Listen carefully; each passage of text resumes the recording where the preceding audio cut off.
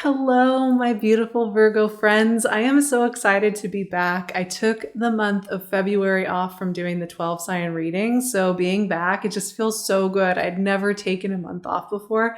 It was a really nice way to just check in with myself and also made me realize how much I miss just sitting down and feeling through the month with everyone. And as many of you know, I am a Virgo moon, so every time I come to hang out with you all, I just feel like I'm coming home and like I get to be with people who get me, and like we can just explore this life together. And this March is nothing short of deep and profound and beautiful and artistic and creative, and just there's a lot of energy here. This is a month where all the planets are direct. This is also the month of the equinox on the 20th, and this also heralds the beginning of Aries season and the beginning of the Western astrological new year. So this month is also really important because it's about the release, the healing, the reconnection that happens when we move through Pisces energy, and then the rebirth that happens and the deliberate feeling of existence that happens when we enter Aries season. So this is a really, really potent combo of energies. And this Pisces season specifically is quite the ride because we have a ton of energy in Pisces. We have the sun moving through Pisces, of course, a new moon in Pisces on the 2nd. We also have Jupiter, Neptune, and Mercury moving through Pisces this month. So Pisces is really like the center of the show for the first 3 weeks of this month. Super potent. And the sun will be meeting up with both Jupiter and Neptune during this Pisces season, creating a lot of these really big moments that have to do with releasing. And one of the big things I've noticed with this Pisces season, this is about calibration, healing, forgiveness, release, and sitting with the parts of ourselves that have been afraid, overwhelmed, freaked out, confused over the last couple of months as we've been learning really heavy lessons. It's also about us calibrating to joy and play again and getting more used to the energies of 2022. But I think we can only do that if we're willing to sit with all parts of ourselves, including the parts of ourselves that are a little worn out or wary about the future. Now, for you Virgos, this gets really personal because Pisces, of course, is your opposing sign. And so whenever we have all this energy moving through a sign directly opposite you, this is going to feel like a more intimate season and one that's a little bit more about your personal growth. And I like to call this mirror season. So this is a really great time to really take a look around. This can be a great time to see things from new perspectives, welcome in new insights, new answers that you couldn't quite see before, right? Because you have energy in your opposing sign. This is helping to counterbalance maybe the way that you would normally do things and helping you to see outside of your innate perspective. Nothing wrong with your innate perspective, by the way, but it does sometimes help to have those different aha moments come in that are a little bit outside of what we would normally be looking for or where we would normally be looking for answers. So what Pisces season is really going to do for you is give you the ability to see answers that you may not have been able to see at other points in time. This is not only because this is your opposing sign, but also because the energies are changing. And this is a transmutational time, which often means that things that we couldn't see before, things we couldn't sense, things we couldn't intuit, things we couldn't quite put the pieces together with because the pieces just weren't quite there. This month, those pieces start to show up kind of seemingly miraculously, right? Out of nowhere. And there's a lot of breakthrough here for Virgos. I'm very excited for this energy because it's very complementary. It does challenge you to rise to the occasion and step out of the familiar, but it also is there to support you and hold you and be kind of like a bigger nurturing net that holds you while you move into this next cycle of life. Now, the other thing that is definitely true for Pisces season for Virgos is this is going to be also about vulnerability and allowing others to help you, which is Virgos, you all are very, very capable people who do things very, very well. And, you know, when you decide you're going to get done on something, Seven of Swords. Oh, our good friend, the Seven of Swords. When you decide you need to get something done, you're going to... 2 cards fell out of the deck, so we are going to pick them up, see what they are. And it is the Eight of Swords. My goodness, this card is popular this month. And the Hermit, your card. I love it. Okay. This is going to be a month about you allowing somebody to take on a project that you normally just do by yourself, allowing a friend to listen to you and something that maybe is a little scary to share, allowing somebody to just hold you. It's a reminder that you are strengthened by that and you don't need to figure out how to do it all alone. And believe me, I am right there with you. I love to be in charge. I want to figure out how to do it all by myself, partially because I think it's fun. Like, I think it's fun to get to know how to do the entire process. However, there is something so creatively recharging about letting others hold you and see you. And that is one of the lessons that Pisces season will bring. And Virgo, I'm going to be honest. We're moving into Aries season. We're moving into a new year, which is very exciting. This is beautiful energy. This is also going to amplify the transformational side of this month for you all, though. As the sun and Mercury and a new moon move through Aries at the end of the month, this is going to be about shedding a skin and letting go. But this is really, really good energy. Like I mentioned, March is a very important month for letting go of tensions, fears, grudges, stressors, whatever it is, any gunk that's built up over the last 2 years. This is a really, really advantageous time to do a little bit of that internal bathing, cry it out, feel it out, journal it out, release. It's just really the ideal time. And I'm not telling you even what I'm doing here. I pulled 3 cards from my regular deck. This is Oracle of the Hidden Worlds. I'm going to pull a card from here as well. Healing the earth, love, humility, respect. Isn't that just so perfect for Virgo? No small task, right? Why would we give a small task to Virgo? That's not how that works. But yes, this is a really advantageous time for healing, for release, so that we can be present for the energies that are present in here now. The North Node in Taurus, your fellow Earth sign, Jupiter in Pisces, your opposing sign. Like, there's a lot of energy here that's going to be working with you this year. So we want to be present for it, right? But we can't do that without taking care of all of our parts. So let's get into these cards because they are potent. So 7 and 8 of Swords. All right, Virgo, there's that mind going. Y'all are brilliant. Very good at thinking through things, and it comes with this kind of overthinking, right? So, 7 of Swords, which I have deemed the imposter syndrome card, because this is about somebody who is disarming their enemy in a sneaking way. And of course you could read it that way, like maybe there's somebody sneaking around behind your back, but the way that I see the 7 of Swords is when we feel unworthy of existing in this life, right?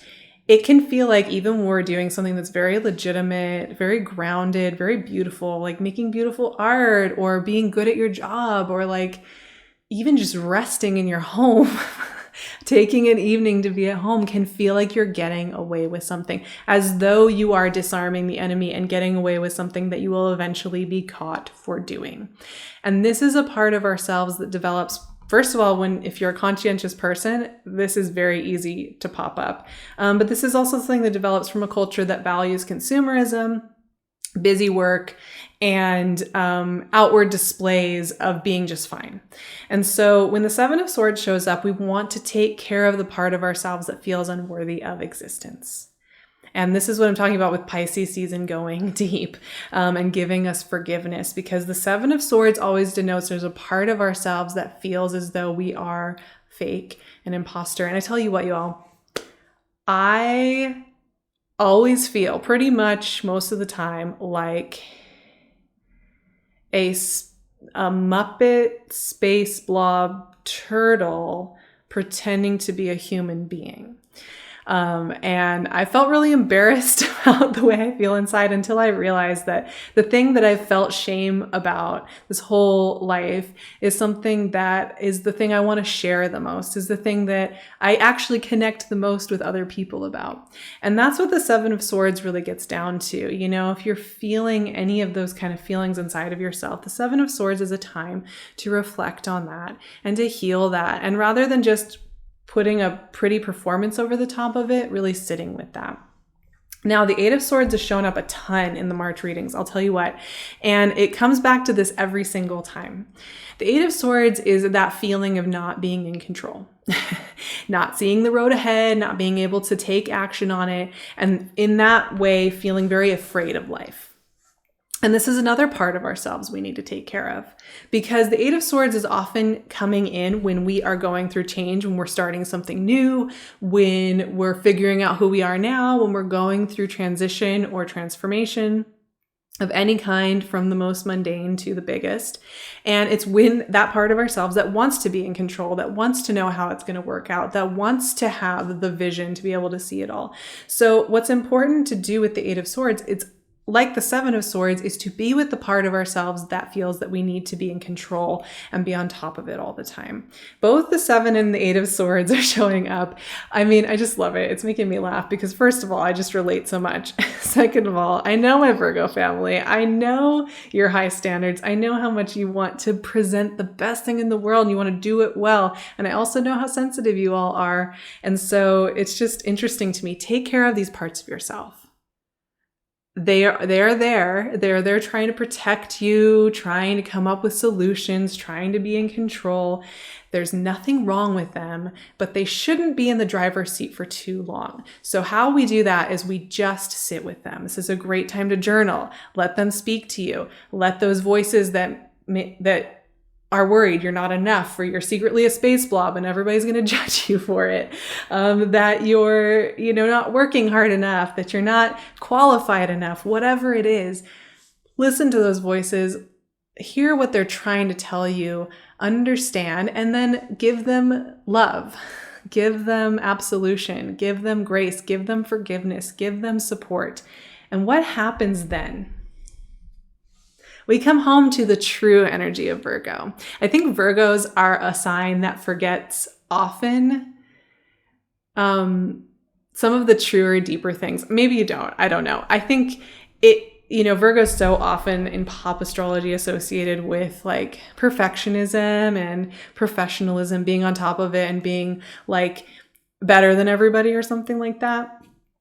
But, Virgo energy for me, it's the hermit, it's the goddess energy. This is about the connection between physical matter and spirit and the beauty, like the very deep spiritual wisdom of Virgo energy, right? This is like true Virgo energy. When a Virgo at peace, that's well rested, it's well taken care of, is some of the most intuitive, powerful, healing, caring, loving, nurturing, awesome energy you'll ever find in the entire world. And that's where we want our Virgos to be, right? And the hermit is that wise voice. It's that deep wisdom that's come down through the ages, that's beyond time. This is that energy that is right at your core. And there's all this noise, your mind can be really busy with all this. But the Hermit card is about that wisdom that's underneath all the chatter, all the mental chatter, all the chatter of living a normal life, putting on the performance, right? That quiet knowing. And this is all you need. But we do want to take care of the parts of ourselves that are worried and afraid so that we can hear the deeper wisdom. And that's how we get there. Now, your oracle card, like I said, why would we go small when it's Virgo energy? Healing the earth. Yeah, all right, let's do it. Love, humility, and respect. Now, I just love this vision, right? This actually makes me think of Virgo energy because it's that whole idea of the star seed that plants in the earth and becomes this like earth goddess. It's the connection between spirit and physical, right? It's the connection too, for me, when we heal ourselves, when we allow ourselves to be, when we give grace and love to ourselves, we are adding to the healing of the earth, because somebody who has a lot of self-forgiveness, true self-forgiveness, true self-acceptance, is somebody who is going to walk through the world with so much more energy to give to the rest of the world, who is going to not feel put upon to do those beautiful things, those kind and those loving things, but it will flow so naturally out of them. And this is just something that is deeply true, right? And somebody who, when we really forgive ourselves and we really love ourselves, we stop needing to consume so much. We stop needing to like buy our way to okayness, right? We stop needing to perform our way to safety. And that makes a big difference, right? So it matters. It matters. And I think Virgo energy is very, very important in the healing process. If you happen to have Virgo energy in your chart, this is about that process. It is about coming to this deeper wisdom that is in these cosmic beings, right? And then representing them in human form on this earth. And that is a really, really important part of the journey. And I think Virgos are often people who have been through a lot and have things they learn to heal. And because of that, there's that deep empathy and wisdom. And I'm not saying that it should have happened that way or that that's the right thing, but that it has happened, right? And so what do we do now? And I think you're so deserving of that rest. And in that rest, taking actions that just feel so good with the spirit, right? And so beautiful on this path in life. And you're totally allowed to do that. That's what I got. That's what I got. I'm emotional. I'm such a sensitive person right now as I'm like about to cry, but I'm keeping it together. I would love to see you over on Patreon. We hang out there every single week and I go through the week and we really talk in detail about the transits and what's going on. So I'd love to see you there. You do have a full moon in Virgo this month, my friends. So this is going to be a very transformative, powerful month. And I'm going to be doing an activation for that full moon there. You can also find me on Instagram. There's only one true Sarah Vrba. So I'll leave my link or my handle below because there are imposters trying to dupe people and get money, and just want to make sure you're all following the correct person. And you can also find me on my website and my email. So I'll leave all of those goodies below. I hope you stick around here and I'd love to see you here again. And we will be talking so very soon for the Virgo full moon coming up very, very soon. I love you all, my beautiful friends.